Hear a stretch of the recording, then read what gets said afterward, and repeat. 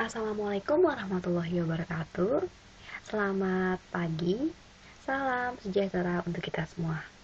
Meskipun pembelajaran kita melalui jarak jauh, Ibu berharap kalian tetap bersemangat dan tetap disiplin dalam mengumpulkan tugas yang telah Ibu berikan. Tujuan dari pembelajaran kita hari ini, Ibu berharap kalian mampu mendeskripsikan jenis-jenis surat dan kalian mampu menguraikan jenis-jenis surat. Pembahasan kita pada pembelajaran hari ini yaitu dasar-dasar surat dan jenis-jenis surat. Baik, langsung saja kita ke dasar-dasar surat. Apa itu pengertian surat? Yang pertama, menurut Marjo, surat itu merupakan sebuah alat komunikasi tertulis atau sarana yang digunakan untuk mengirimkan informasi atau pernyataan tertulis dari suatu pihak ke pihak lainnya. Sedangkan surat menurut Rizal merupakan alat yang digunakan sebagai menyampaikan maksud secara tertulis atau sebagai jenis komunikasi tertulis. Dapat disimpulkan, surat ini merupakan suatu media komunikasi untuk menyampaikan sesuatu informasi antara instansi yang satu dengan instansi yang lainnya. Dan juga surat ini sebagai media promosi atau untuk menjalin kerjasama. Lalu, apa saja syarat-syarat dalam surat?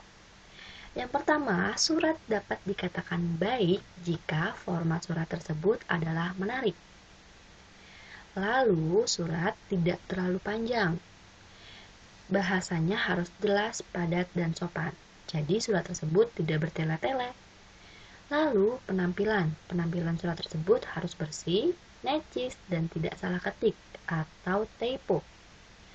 Lalu, bahannya, kertasnya itu baik, bersih, tinta hitam, amplop yang sesuai dengan kertas yang dipakai. Lalu, apa saja fungsi-fungsi surat? Yang pertama itu sebagai alat komunikasi, tentunya untuk mengabari atau menghubungi suatu instansi dengan yang lain.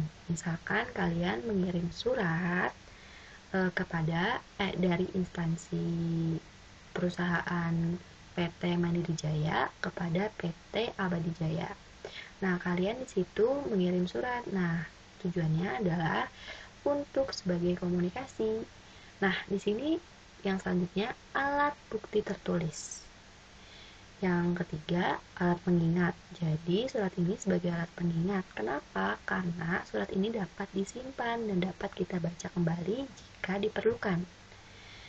Kemudian, sebagai alat bukti historis. Terus yang selanjutnya, duta atau wakil organisasi. Dan yang terakhir, ada pedoman kerja. Lalu, apa saja jenis-jenis surat?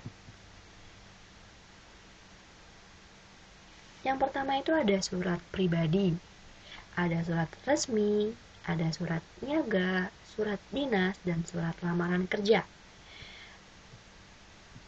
Lalu, di dalam surat jenis pribadi ini merupakan surat pribadi, jenis surat yang digunakan untuk kepentingan pribadi atau individu tertentu. Bisa berupa interaksi dan korespondensi antara keluarga, teman, atau rekan kerja. Ciri-ciri surat pribadi ini tidak menggunakan kod, tidak memiliki nomor, dan jenis salam pembuka dan penutup bervariasi.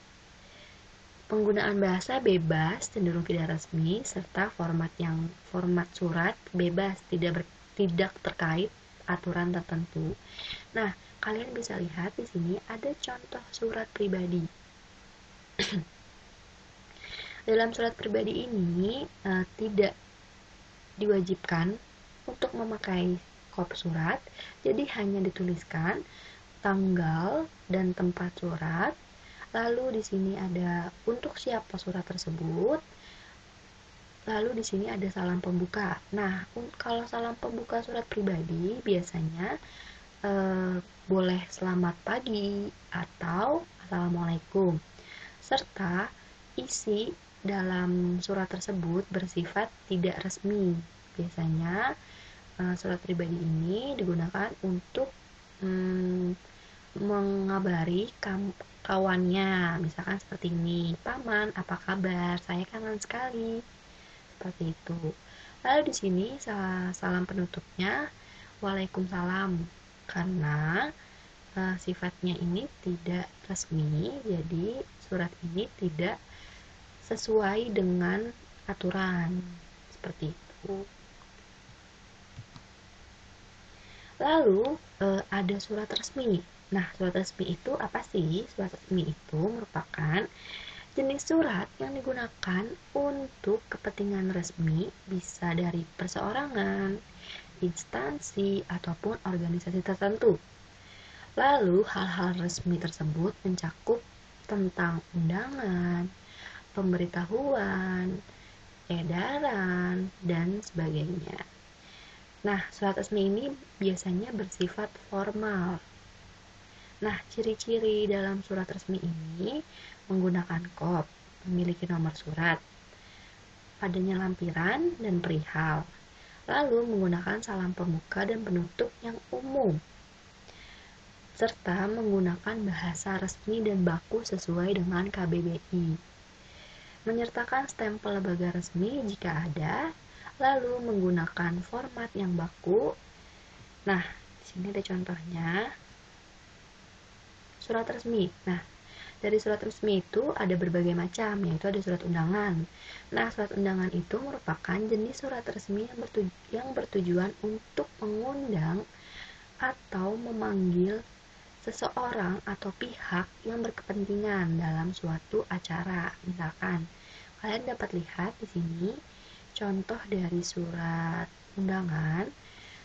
Di sini tujuannya untuk bapak atau ibu, orang tua, wali, siswa kelas 10. Nah, jadi surat undangan ini ditujukan untuk para orang tua kelas 10. Nah, di undangan tersebut untuk menghadiri rapat wali murid seperti itu. Nah, di sini kalian bisa lihat dalam surat undangan di sini terdapat kepala surat, ada tanggal surat, nomor surat, lampiran, ada hal, alamat tujuan, salam pembuka, ada isi, salam penutup, serta nama penanda tangan serta alamat jabatan. Kalian bisa perhatikan di sini. Lalu di sini ada surat niaga. Nah, surat niaga ini merupakan salah satu jenis surat yang digunakan dalam suatu perusahaan atau lembaga yang menyelenggarakan suatu kegiatan usaha niaga, seperti kegiatan industri atau jasa. Nah, biasanya jenis surat ini penting untuk membangun koneksi dan jaringan bisnis dengan pihak luar. Biasanya surat niaga ini sebagai media promosi atau sebagai sarana kerjasama antara instansi yang bersangkutan. Nah, surat niaga ini terdiri dari surat jual beli, kwitansi, perdagangan, dan lain-lain. Nah, surat niaga ini dibedakan menjadi dua, yaitu niaga internal dan eksternal, tergantung yang terlibat dalam kepentingan pada isi surat tersebut. Nah, adapun berbagai jenis-jenis surat niaga. Yang pertama itu ada surat perkenalan. Apa sih surat perkenalan? Surat perkenalan ini merupakan suatu jenis yang bertujuan untuk memperkenalkan atau mempromosikan usaha pada pihak lain. Jadi, agar perusahaan lain tuh mengetahui barang atau jasa yang baru saja rilis. Misalkan di sini CV Budijaya memperkenalkan suatu produknya kepada Dinas Pekerjaan Umum. Nah, si PT CV Budi Baik ini bertujuan memperkenalkan produknya untuk menjalin kerjasama antara perusahaan tersebut. Seperti seperti itu, atau juga sebagai media promosi. Nah, selanjutnya di sini ada jenis surat penawaran. Nah, jenis surat penawaran ini merupakan jenis surat niaga yang bertujuan menawarkan produknya, baik barang, jasa, ataupun yang lainnya. Nah, perusahaan ini membuat suatu surat atau mengeluarkan suatu surat dengan harapan konsumen akan membeli produknya. Di sini kalian dapat lihat contohnya.